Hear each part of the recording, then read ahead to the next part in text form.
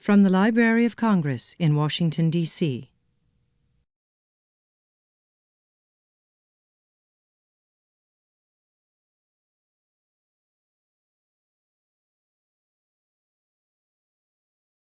Good afternoon, Your Excellency, Ambassador Dr. Samuel Assefa, Ambassador of Ethiopia to the United States, and Most Honorable Master Artist Afework Tekle.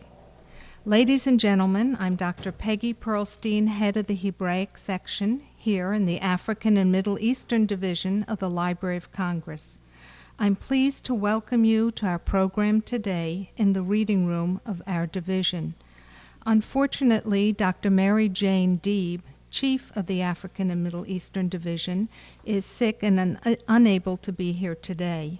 Dr. Chris Murphy, head of the Near East section, is here today, and it's a wonderful surprise, and I'm happy to welcome Ms. Beverly Gray, who's sitting in the second row, who formerly was head of the African section and then head chief of the African and Middle Eastern Division before her retirement several years ago. Following the presentation, there will be a reception directly behind us, either way, in the division's conference room. We want to thank the Embassy of Ethiopia for providing the Ethiopian cuisine today. We thank Ms. Hareg Meseret, owner and manager of Shea Hareg, who's providing the cookies today. And we also thank Etete Restaurant for providing wine. And we want to thank all of you who made donations to make the reception possible, especially on such short notice. Before I call on Fentahun Taruna, reference librarian, to introduce the guest speaker, I just need to read something to you. As you may have noticed, this event is being videotaped for subsequent broadcast on the library's website and other media. The audience is encouraged to offer comments and raise questions during the formal question and answer period. But please be advised that your voice and image may be recorded and later broadcast as part of this event. By participating in the question and answer period, you are consenting to the library's possible reproduction and transmission of your remarks. I'm very pleased to present to you Mr. Fentahun Taruna. Thank you, Peggy, very much. His Excellency Ambassador Dr. Samuel Assefa, Ambassador of Ethiopia to the U.S., the Most Honorable Master Artist World Laureate Afework Tekle, ladies and gentlemen, this is a special day for me because I'm able to see for the first time the legendary Ethiopian artist I have known through the media and books since my childhood. The name Afework Tekle is indeed a source of pride for most people of my age, as he has been consistently a source of inspiration, holding high the torch of excellence, integrity, love of work, and of country. And for this, there is no more evidence than his own life story that is not confined to his birth country, but is also told in several media worldwide to earn him the title of World Laureate in his profession. The following is a short but unfair introduction to his long biography. Born in Ankober, Ethiopia in 1932, Afework grew up under the Italian occupation during the Second World War. After liberation, in 1947, he traveled to England to study mining engineering. But because of his passion for the arts, he joined the Central School of Arts and Crafts in London. He was the first of African students to enter the Slade School of Art, where he studied painting, sculpture, and architecture. Upon his return to Ethiopia, Afework began to travel around the provinces of Ethiopia to learn and experience the arts and culture of his country, which he reflected in his paintings. In 1954, he held his first one-man show in Addis Ababa that gave him the funds to travel around Europe for 2 years, where he learned how to design and construct stained glass windows. He also made a special study on Ethiopian illustrated manuscripts in the British Library, the Bibliothèque Nationale in Paris, and the Vatican Library. In 1958, Afework designed the wonderful stained glass window in the African Hall that you see on the screen of the United Nations Economic Commission for Africa in Addis Ababa. The 3 windows cover an area of 150 square meters and represent the sorrow of Africa's past, the struggle of the present, and the hope for Africa's future. In 1964, Afework became the first laureate of the Haile Selassie First Prize for Fine Arts. As his reputation spread abroad, he was invited to put an exhibition in Moscow, following which he toured the Soviet Union giving lectures. He was also invited in the United States for a one-man exhibition in Washington and New York, and a similar lecture tour of American universities. Additional international exhibition followed in Senegal, Turkey, Zaire, the United Arab Republic, Bulgaria, Munich, Kenya, and Algeria. On September 1980, Afework gave an important one-man show in the USSR. This exhibition, the second appearance in the Soviet Union, was held at the Pushkin Museum in Moscow and Russia State Museum in Leningrad, and attracted a large number of art critics and art lovers from many parts of the country. He was awarded the highest order of Hero of Peace and Friendship and was recognized as the most significant and serious 20th century artist from the African continent. A year later, he was invited by the Federal German Republic at the IFA Gallery in Bonn and to give a series of illustrated lectures on his work and his Ethiopian artistic heritage at Cologne, Hamburg, Berlin, Munich, and Frankfurt. In 1981, his famous work, his self-portrait, was the first from the African continent to be honored for inclusion in the permanent collection of the Uffizi Museum in Florence, Italy. In 1997, he attended the Biennale of Aquitaine, France, where he exhibited 2 works, The Chalice and the Cross in the Life of African People and The Sun of Senegal.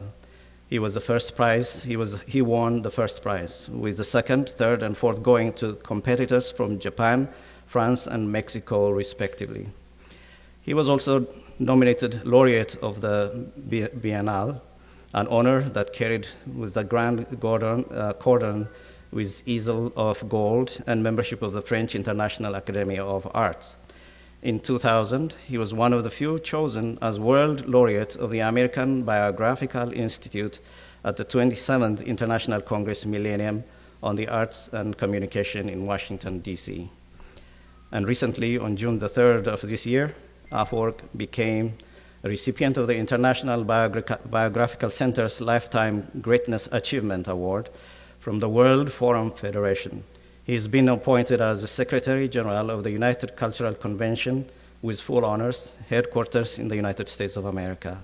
With this, I now call upon the most honorable Master Artist, World Laureate, Afework Tekle.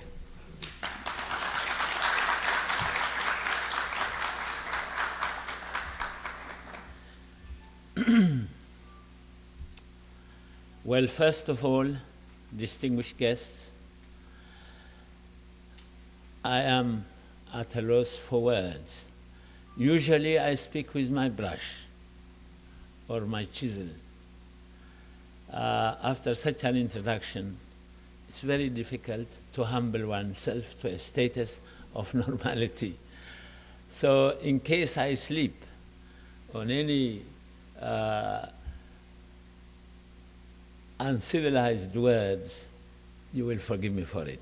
But I want to be in front of you as natural as possible and just give you a light what it means to be an Ethiopian artist, an African artist, who has passed and has been lucky enough to experience all the great teaching places, including museums where you see world masterpieces like the Mona Lisa by Da Vinci in France, and the Last Judgment of Michelangelo in St. Peter's in Rome, and some of the magnificent works of Francesco de Goya of Spain. Having passed through all this, thanks to a scholarship known as the Prix de Rome, it was the last important scholarship I won in England at the Slade, which is part of the University of London, that gave you a chance to travel after your studies for 3 to 6 months in France, in Germany, in Italy, in Spain and Portugal. So I benefited by all these experiences, feeling so ambitious to go back to my country, begin a school of thought, a school of creativity, where, lucky enough to have been born from Ethiopia, which is next to Egypt, almost 5,000 years of existence and contributing to the world with her heritage, to suddenly appear in that scene and say to yourself, with all the advantage of learning, all the advantage of the great professors that I have had, that now, what am I going to contribute? Am I going to become just a typical local artist, copying what the Europeans at that time, tourists required, a copy of the old works? Or am I going to create something based on my own tradition, on African tradition, and also on world art heritage tradition? These were the big questions that confronted me when I reached my homeland. I could have, of course, with the advice of many students that I have been with, they say, what are you going to do in Africa? It is such a dark continent. They have no time for art. Their life is very difficult. Their ordinary existence is very difficult. Why don't you stay in Paris? Why don't you stay in London? Why don't you go to New York, where you will be able to create peacefully, tranquilly, instead of thinking of your everyday life? Who is going to appreciate your art? They have their own daily problems. A young man, talented as you are, having had the benefit of knowledge and education, why don't you benefit? After all, Picasso, in the Revolution time, he came to France and called it home. Marc Chagall from Russia, he called it home. Diego Rivera of Mexico called it home. So you can't stay in Paris, enjoy the life, enjoy all the benefits of civilization as a cultured man, as an artist, and yet tomorrow, if you create something great, they said that you will always give to your continent and to your country a name, because people would refer to you, Afework Tekle from Ethiopia, from Africa. They said you have paid for your debts, but this never happened. This is why I will try to find some words to put you in my position, how I felt. The choice was very, very, very difficult, but I had to decide, because Ethiopia and Ethiopians, it is not like today. They never wanted to travel into any other land. They never wanted to conquer other places. But their integrity and their pride, if anybody dare touch it, they will not be sleeping with their spears and shields while somebody else took their country and their possession and their history. They fought for it. This only happened once in the history of Ethiopia. That was fascist Italy, who wanted to colonize Ethiopia, changed her history. It was at that time unknown to many. A sense of heroism was created, patriotism was created, and thanks to these people, Ethiopia was never conquered. The Italians ruled only the cities, not the countryside. Our patriots resisted to a point of their death or liberty. And so I felt I had that a drop of that blood. What am I going to contribute to that land in Africa? And that's why I stayed, went back to Ethiopia. It was a wonderful time because we had an emperor who had a certain sense of clairvoyance and appreciated beautiful things. And for the first time, he opened my exhibition, and I said, as was traditional in Ethiopia, you never sold a picture. You gave to someone, and that somebody gave you money or a bullock or land. But it was considered a kind of shamefulness to say, you pay me for my painting or for my sculpture. Those who served our church, the Coptic church, they stayed in the grave house, most of them, but they created for the church, they created for God. That was their form of payment. They also never signed their paintings because that was also considered a personal glorification. I don't know if you can hear.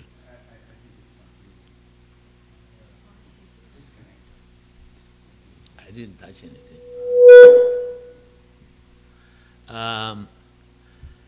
So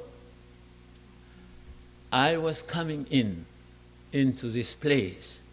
At that time in Ethiopia, unless you were appointed or you were a prince or you were appointed to a position of a minister, etc., etc., you were practically nothing.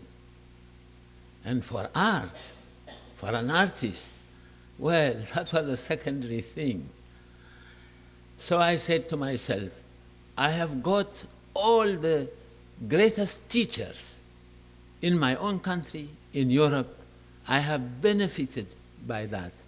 If I cannot face this situation and make it my second point, not only to create, but to restore the dignity of the artist, the dignity of art, that Europe is firing. You had sales, you had prices were going up. How am I going to change that to make it worthwhile for those painters who are coming after me, so that they don't face these problems that I am facing today? I said, okay, so many hours for creation, so many hours for fighting, to restore the position of art and artists. And then the third point, that sooner or later I will have to start teaching at the university about art, art history, aesthetic theory, and so forth and so on. But the struggle was very difficult. Unless you were appointed to a position, you never got money, you never got recognition as an honorable person. So I said, I have to exhibit, not in my own capital city, not in the provinces, but I have to exhibit in Africa, in Europe, and America, all over the world. If I am to build my name, then people can, leaders can listen to me, including, of course, our great emperor. But I was lucky. I was so young, he was so old. At the same time, when I was putting certain struggles, he would say, what is it that makes this little boy tick? And secondly, which was so important, when we left on that rare scholarship from Ethiopia to study abroad in America, in England, in Beirut, when we won that scholarship, every young student was brought to the face of the emperor, and the emperor gave advice. And this advice was, you are now going to a country where you are going to, at your disposal, all kinds of learning. He said, study, study, you must study. And when you come back, he said,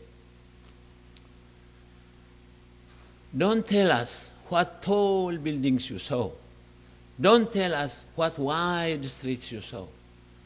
Come back and help us in the subjects that you have studied when we are trying to build this country, which was completely destroyed by fascist Italy. That was the piece of advice I happened to have heard at the age of 16. And then I was in total 9 years abroad. And I always said I could stay in Paris, I could stay in London, I could go to America. But those words, they rang like the bells of a big church in my ears. Am I, at the age of 28, going to desert my country because she's so poor? Because she is not recognizing the value of art? Everything was economical. Everything was to make money. Appointment was essential to get another appointment. I said, I have learned from my great fathers that even if the circumstances are absolutely impossible, you either die or you live in peace by struggling for this worthy cause. So,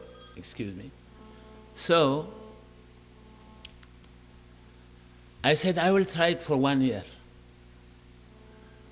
And in my first exhibition, where all the dignitaries were invited, where everybody thought this young artist, what is it all about him? And the emperor was opening my exhibition. And the Minister of Education at that time, there was no Minister of Culture, he said to me, I have to give a painting to the emperor and make this speech. It was a written speech. When I read it, for me, it was a disaster. It meant nothing. It was as soft as the softest speech you can imagine. I was ready for the battle to bring out the great cultural heritage which Ethiopia possessed in modern terms.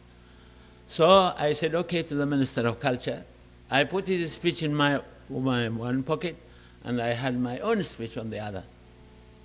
The essential part of that speech was, it addressed Your Imperial Majesty, Your Highnesses, this and that. And then I forgot the papers, and I said, today is a big day for me, because I am going to begin the education that art has got to be bought. Artist has got to live with what he has earned from his paintings, from his works. Therefore, among all you dignities, I am not going to offer you any of my work. You have to buy. This was in front of the emperor. It was a big risk. But thank God, the emperor was gentle,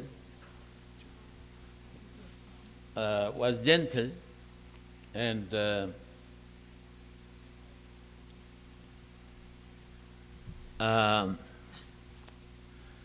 I said, you have to buy. Then, as we moved around, the emperor was graceful enough to say, I want this. It was a portrait of a priest blessing, which has nothing to do with the royal family. I said, success number one. Number two, he chose a painting of a peasant woman carrying wood on her back. I was thrilled inside. And then all the dignitaries, 7 of them bought my paintings. They went home, and after 2 weeks I was supposed to come back to Europe for my Prix de Rome scholarship, the one I mentioned earlier. So the risk was very little. However, the emperor, the next day, I was staying in a hotel called Tekle Hotel, with the money in cash sent by one of the officers of the palace. The emperor paid, I remember, 900 birr, which is really less than $100, as it were. But the others, and his son, Duke of Harar, he bought another. It was a small drawing for 250 birr. Anyhow, all the others took the painting. They said nothing. They would invite me to their place. I would have lunch or whatever it is. And then when I leave, I was expecting a check. But no check. You can imagine if you put yourself in my position. So I left gracefully and everything, because these are the big shots of our country. And then I tried to make an appointment, including the Crown Prince, who had bought one of my works. I would go there, I would be invited to lunch, and then when I leave, there is no check. So in the end, the time for me to leave came after 2 weeks. So I went to say goodbye to the emperor. And then the first thing he asked me, who paid you? Well, I said, Your Majesty and your son. No one else. He picked up the phone, he called, I think it was the Crown Prince, and said, either the money or the painting should be delivered to his hotel. And he told me, you will not leave now. You have time for a week or so. And he said, you leave, we'll see to it. You wouldn't believe it. On that day, before 6 o'clock, the remaining 7 paintings were delivered in my hotel. That was a big lesson for me, to make my decision whether to live in Paris or London, or to take the risk, make as many exhibitions abroad. If I exhibit 50 works and I sell 10, life is very cheap in Ethiopia. I can live luxuriously and work there peacefully, to aim at that aim of mine, to lift the cultural heritage of Ethiopia, which I did. I came back after a year, set up my studio and began my work. And this painting of Africa Hall, there was a big competition. OAU, ECA were going to be formed. And so the Italian architect, whose name was Mezzedimi, who had taken care of this ECA building combined with OAU building to be, he had already given the stained glass work to an Italian artist from Perugia. Fortunately, I knew Italy. I had comrades in Italy. This name didn't ring a bell as a contemporary artist. I mean, like Primo Conti and many others whom I knew were the greatest painters of the day. They were going to pay 300,000 birr, which is almost, I don't know, in dollars. But at any rate, it was big money. So I said, if I win this, I have no problem for the rest of my life. So I must work hard and I must enter into a competition. And then when I spoke to the emperor, He said, the work is already given to an Italian artist. The architect was called, and he was asked, why did he do that? Because this is an African subject. It is going to be in Ethiopia. Why? So he said, there is no artist capable enough to do a stained glass window. He said, it is a European art, nothing to do with Africa. He forgot that stained glass window began in Egypt in the pharaonic times. However, the emperor said, are you able to do it if you are given the opportunity?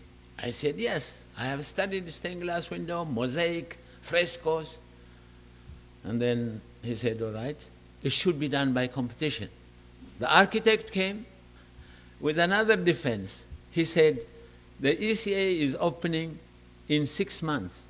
There is no time to do this work and finish the building.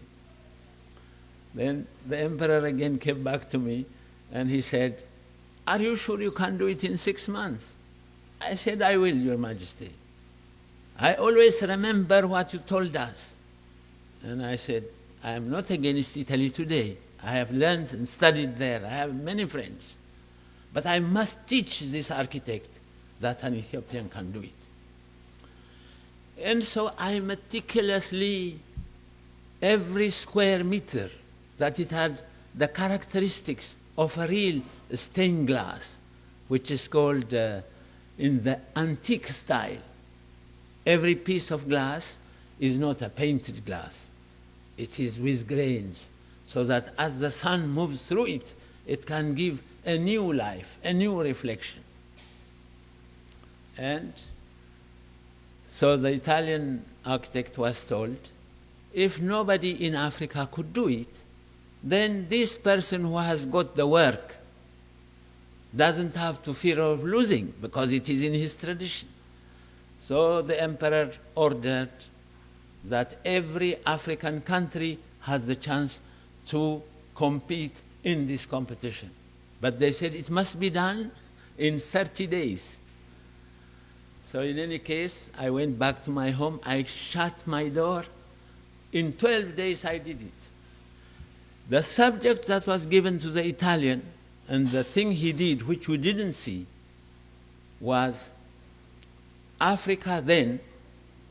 He had a little pygmy with a big book in his hand and said, education in Africa.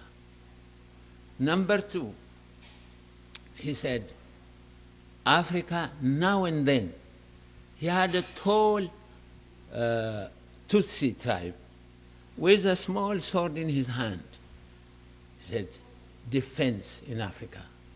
And then the central window, he had all the types of Africans, but there, right in the middle was a sphinx coming out. Well, I'm sure most of you can guess what that means. That the only thing to remember was the sphinx of Egypt. Otherwise, it was a colony.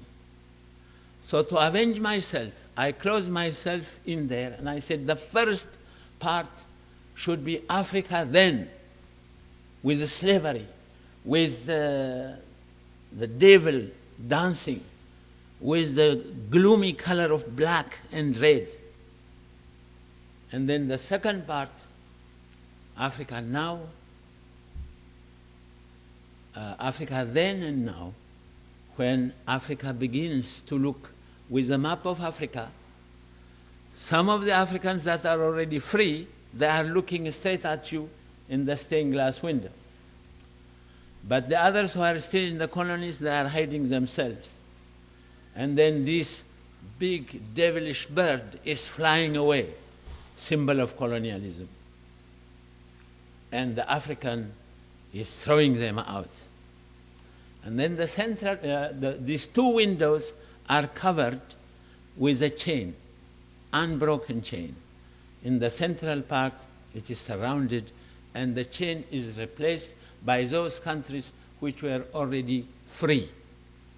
Around it, you see the different flags. And in the center, you have this Ethiopian and his wife, who is pregnant, and a little child holding the torch of the rising sun, of the new dawn, of the new day. And behind him are the different African nations which are already free in their national costumes. And then you have one, a knight in armor with the United Nations flag on his chest, which represents that all those who are becoming free and independent have the right to enter the United Nations.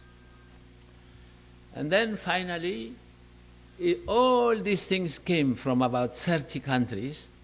They were shown, and mine was declared a winner by of the 17 judges by the 14 judges, including this work from Perugia, which he has already done, this artist.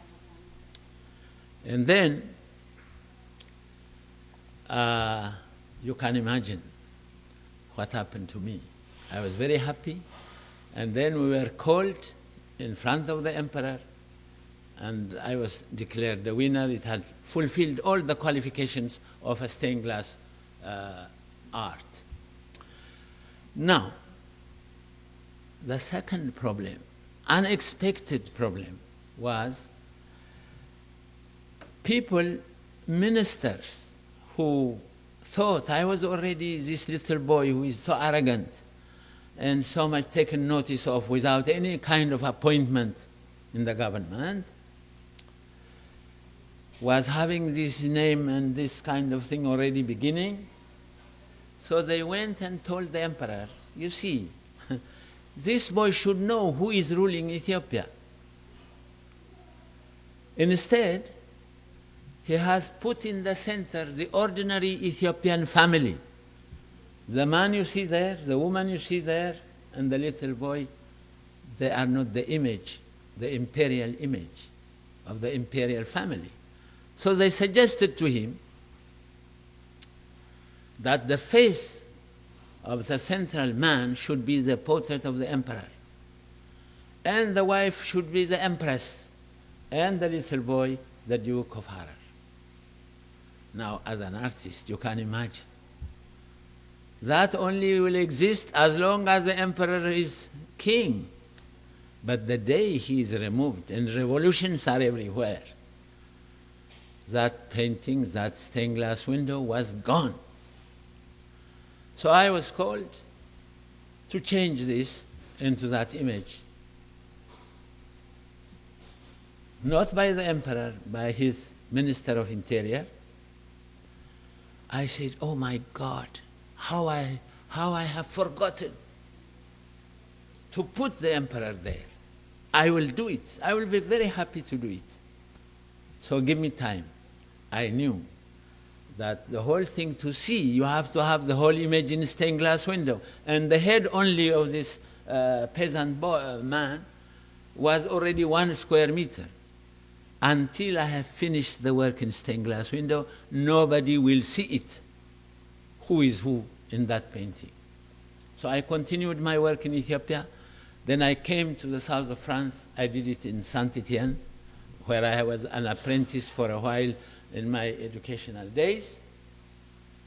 And then when it was finished, almost finished, the emperor visits South America. And there was a coup in Ethiopia. And then all the French press, when I started this work, were talking about it. They said, no, the emperor is gone. What are you going to do with your portrait, with your stained glass window? I said, I will continue my work. Politics, I am a juvenile delinquent in politics. I know nothing about politics. So I will continue my work. Continued. The emperor came back. He shot, he hung some of these people. And then when I went back with my stained glass window, I said, I want the whole place closed and a policeman to be there, because this Italian may destroy it because his work was not there. So immediately, presto, there was a police, nobody, I said, nobody, including the Minister of Public Works. And then just before the opening day, which was in 15 days' time, nobody came to that place. And then on the day, just 3 days before that the ECA was going to open, the emperor came in the afternoon, and that was the day when the dignitaries, everybody entered, and I explained to the emperor, this was this, that was that, and my hands were already a little bit butchered by the glass. And then he listened so quietly. I explained to him, you know, what it means, this, that, and as the light moves behind from morning to evening, it was like the symphonic music of Beethoven Symphony No. 9 with the chorus. This stained glass was talking. After I finished, he said, "May God bless your hand." He said, "This is priceless," he said, because mind you, I was not paid. I just asked the emperor to pay only for the raw glass, but the payment will be done afterwards. But apparently I didn't know it worked negatively when I didn't change the face of the emperor to the peasant. Anyway, he said that we will never be able to pay for this. He said, "May God bless your hand." He left.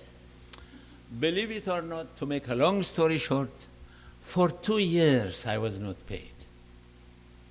And after 2 years, I dare not say this to a foreign press because I want to live in Ethiopia and I want to work there. And then Kwame Nkrumah of Ghana invited me. He was so impressed by this window. He said, "We want you to do something for our parliament." So I said, "You must ask permission from the emperor." The emperor was asked. Then he sent somebody to me and said, "Haven't you got enough work in Ethiopia that you are going to serve another country?" I said, "No, but I have not been paid for my work that I have done." And then I said, "I have to go to a country where I will be paid." So they set up a committee immediately, and at that time they said, I was government educated, I had the privilege no other Ethiopians except few have, therefore it is expected of me a free contribution to this thing. But I said, "You were going to pay the Italian." And they said, "Well, you better keep quiet if you want to work in Ethiopia, otherwise make your exit to Paris or London, wherever you want to go." Anyway, thank God, I have the ability to share this with you. I'm going to share with you what I felt at that time.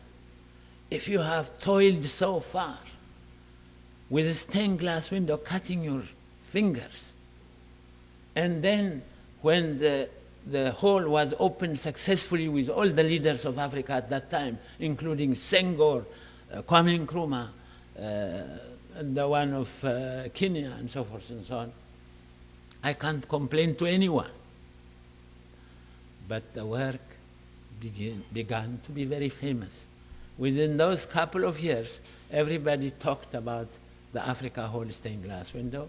Every tourist that came had the ability to see it. It was not like today in America after this bombardment of the towers. We had that reflection also in that organization. They restricted tourists and so forth and so on. So my name was built by this. And after this, I did 6 more important stained glass windows. And one of them, the latest, where I won about a year and a half ago, the Da Vinci diamond in Europe. And of course, you will see in most of my works that I felt I would take this time to just give you a glimpse of one artist. Now, just briefly, I want to tell you, in Ethiopia today, we have many artists, foreign educated, who live in a foreign land, and thank God, they work freely. Nobody is oppressing them. That makes me feel so happy. And when our second millennium came, the celebration came, there was a great opportunity of winning a lot of works for me. I said, no, I will not compete. I will give the opportunity to the other younger painters who, unfortunately, or fortunately, didn't have to go through the horrifying experiences, the anxieties I have had. Let them create freely. Then I said, at the end of the millennium, I shall present 3 works of mine on which I have been working for a year, which can be used as a public monument in the capital city, in the provinces, also not only for Ethiopia, but for Africa, because all Africans said it is also our millennium. So I also have designed a terrific stained glass window, which can be made into a tapestry, which can be made into a public monument, which can be done in a stained glass window. And I said, by the end of the millennium, I shall present mine, which unfortunately you have not seen it anywhere, but in a couple of months you will be able to see.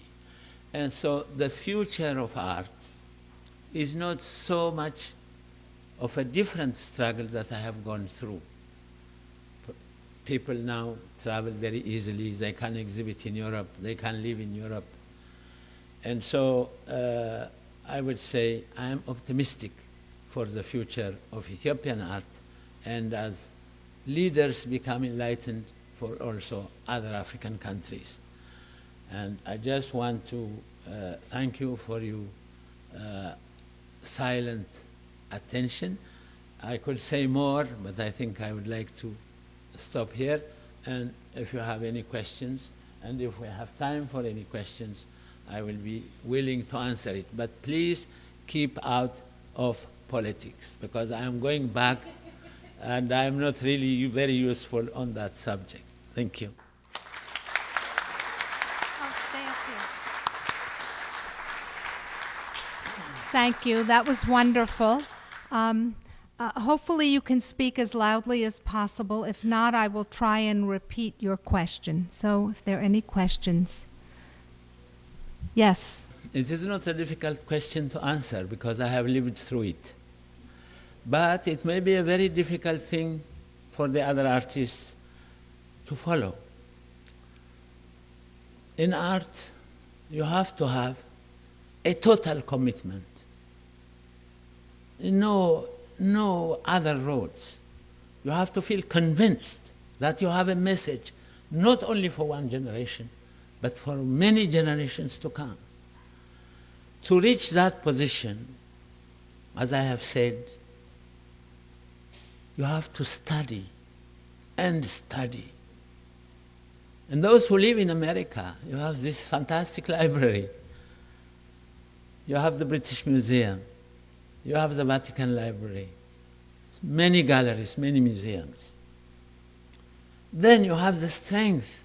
If you want to live in Ethiopia and create, there are so many obstacles, have been many obstacles.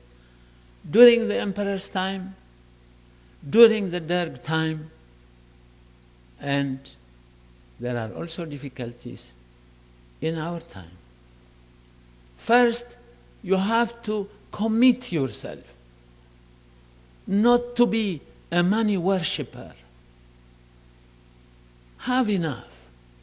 But the mission is so powerful, especially if you are born an Ethiopian. We have a stock of heritage. You have to fight the other battles and bring it to the world, and bring it not just a little Ethiopia, but make it part of the world, for the world to appreciate it. Okay, buying, I don't blame Ethiopians for not buying. They have difficulty of their, we are now beginning to be known as the poorest country in Africa, despite all the efforts we are making. But that shouldn't touch artists. Artists are with great feelings. For example, when the Derg came and they killed 60 of our leaders, it was a shocking moment. And you know, the French ambassador, the British ambassador, and the Russian ambassador, at different times they came to me. And they said, look, we will organize an exhibition for you. Take your best works, and we will make you fly in within a week. But I said, why? I said, you know, these people are not choosing people. They will come, your turn will come. I said, what is it to you? He said, you know, you Ethiopians always think that ambassadors and so forth and so on only are interested in political things. He said, it's our interest to save chaps like you. You are a world citizen. Then he said, you come to Paris, you stay. When the thing is calmed down, you will go back to your country. But I said, I can't. I can't fight with my conscience. I have not ruled a country. I was never a minister. I was never an ambassador. For me, as a great inheritor of the Ethiopic heroic people, how many have died in the Battle of Adwa before Ethiopia won? They thought this was the end of the day. So they went in, fought until they died. I am an inheritor. A little drop of that blood is within me. I cannot leave Ethiopia at this moment. When am I going to stay in Ethiopia when it is only happy times? Am I going to stay in Ethiopia when everything is fine? I am an artist. A politician may have to do that, or something may have to do that. But as an artist, I am trying to learn how the real Ethiopians are. And this is a moment for me to gather knowledge. What does the Ethiopian do when he is in distress? What is he going to do with the idea of fear? I am now 36, I said to the Frenchman particularly, who was very articulate. I am now 36. I have in more than 60 countries, though in private collections, my work. It means that I have done most of my work for my age. But I said, if you take a painter like Raphael, who lived more than 400 years ago in company of Da Vinci and Michelangelo, he died a natural death at the age of 28. Still today, if you go to Italy anywhere, the work of Raphael is appreciated. Of course, what he could have done if he had lived the age of Michelangelo and Da Vinci, it's the same applies to me. So far, I only know the history of Ethiopians, but I haven't lived it consciously. I told the French, it's a great moment for me, because I will see the natural reaction of the Ethiopian when he faces danger. When he faces danger where he cannot do anything, will we have that great Ethiopians that are past like Theodros, like Ezana, like Caleb? It is like taking away the table from which I was eating. I said, I want to know if I possess a little blood of that within my blood. So the French left. I did the same to the English. And then when the Russian came, I said, now we are a communist. You also have fear. Why? He said, you have your work in Pushkin Museum, in Leningrad. This is getting out of our control. Really, we will invite you to go there, make an exhibition, take your important works. We will even buy some of your works. I said, you too? Why? As an artist, I will not be able to step in Ethiopia again. If I have left her in her moment of crisis, I am no more Ethiopian for me. Because I have not ruled this country. I have not made a decision to kill somebody. And I want to study my own people. Are we really the people who feel so proud that we have been independent forever? Do I have that spirit in me? And then, they left. And after 9 years of the revolutionary government, this ambassador who came to my house, he was appointed ambassador from France to Japan. And when he was packing to go to Japan, one of his sons told him, "Daddy, can we pass through Ethiopia? I want to shake hands with that artist."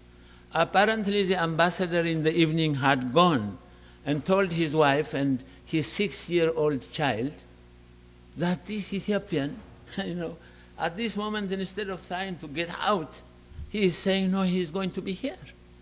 Told them the whole story. Then, after 9 years, he telephones to the new ambassador. He says, "Get an appointment for me with this artist." The ambassador calls. He wants this appointment for the ancien ambassador. I said, now, you see, I am not allowed to travel into a capitalist country. I am not allowed to receive foreign journalists and guests unless I inform the Ministry of Foreign Affairs. I don't want to do that.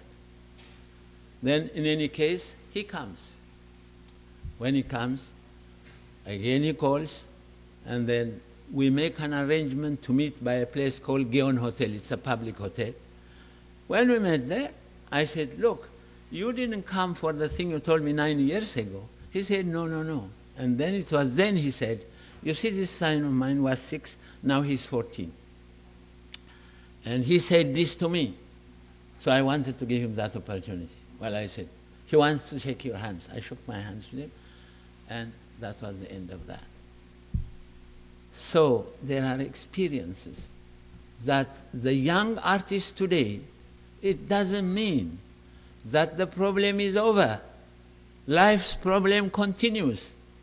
I will not say this is the key, what you should do and that.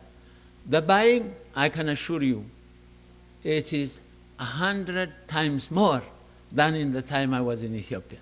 You have tourists to come, you make an exhibition, there are so many galleries. In my time, I had to exhibit at the municipality, which was not adapted for showing an exhibition. The light was bad. Then, the second important thing is, I'm now talking to the artists, I'm not talking to the other professions. Art demands a tremendous sacrifice. Even if you are a successful artist, you want to beg to be poor, because she is such a mirage, this art. Unless you approach her with a tremendous decision. And if you have to go, every time you face a problem in your work, you have to go and have coffee, you have to go and have hashish, you have to go and... You are lost. I tell you, you are lost. You have to discipline yourself. It's a tough thing to be an artist. And you have to have such a clairvoyance. Then you are free. Then you are powerful. I know in Ethiopia, people come and they want to pay as little as possible for my work. I tell them, I have spent months to do this. I can't. But they said, we could get a European artist, we could get an American artist who will sell us for less. Well, I say, go there and buy it. So if you expect today in Ethiopia that you will successfully sell your painting like hot cake, it's not the place. You have to do a bit of a sacrifice. You have to make exhibitions abroad, make some money, and I assure you, you will be full of inspiration. At least the second and most important thing is the government we have now is not like the government of Derg. In the Derg time, we have to paint like the communists. At least now, your choice. Even if you don't want to paint, you don't have to paint. If you paint, for example, like myself, I was expecting a big award by the end of the millennium. I didn't get anything. But I'm not complaining. People have their own choices. So what I recommend is believe in yourself first, face the problems, and I assure you, you will create some great thing that will enlighten the world. Because to be an Ethiopian and to be an African at this moment as an artist is great. We have so many inspirations. Sale, okay, it's difficult, but now museums have started to buy and individuals have started to buy. I hope that answers your question. Well, I'm just going to take one more. Eve. Yeah, that's an interesting question, because sooner or later, all artists have to face this, particularly as you asked Ethiopia and African artists. You see, I will make my position clear. I think it started in America. A painter paints something, and he says untitled. For me, this is like a jigsaw puzzle. How could you, for months you work on a painting, so that people can come and read your thoughts, what you have thought about it, what you have cared for, what you wanted people to see. How can you leave them so free and say you can put your own title? Up to today, this is a big question in my mind. You know, my struggle has been, after all the knowledge and education of all the past artists, the Byzantines, the Renaissance, the modern, is one point I don't understand. Because an artist has an idea, has a way to say something to the world, so that at least they enjoy it, they learn from it, and put it up in their room somewhere, and every time they look at it, they learn something. Even if they don't learn something, I want them to have a kind of fresh air, which they may not understand, but they know they love it.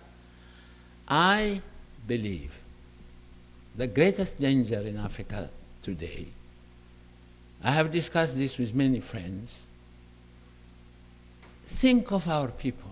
I'm not saying paint realistically, no, but become abstract when your ideas could not be said in realistic terms. Because after all, we paint to be appreciated, to be understood, our vision, our dream about this world. How can you go so far and say, oh, I paint what I like, I don't care? You have to care. This is where I differ with many European artists. I say, we have so much to give. I mean, imagine the music of Chopin or the music of, I find Beethoven thrilling, or one of our poems by a great Ethiopian Yared. You have to have the elements that can pull the mind of people and guide them through that garden. Therefore, it is my always big argument with contemporary artists, you must share your ideas. In order to do that, it doesn't mean you have to be photographic. But in trying to say what you want to say, your painting becomes abstract. If you see any of my paintings, though it looks abstract, as you sit down, have music, and look at it for a long time, you discover things which I have tried to hide.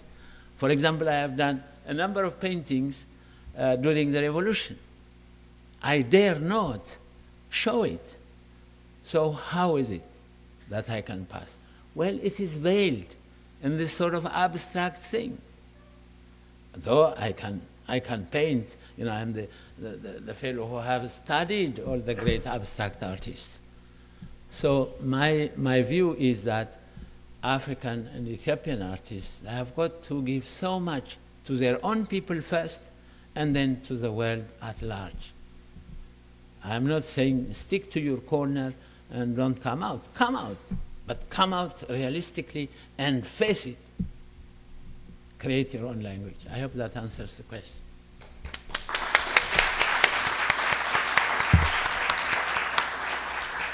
I want to thank the Embassy of Ethiopia again, in particular Ambassador Asefa, for helping us put on this program today and for sponsoring the reception that follows.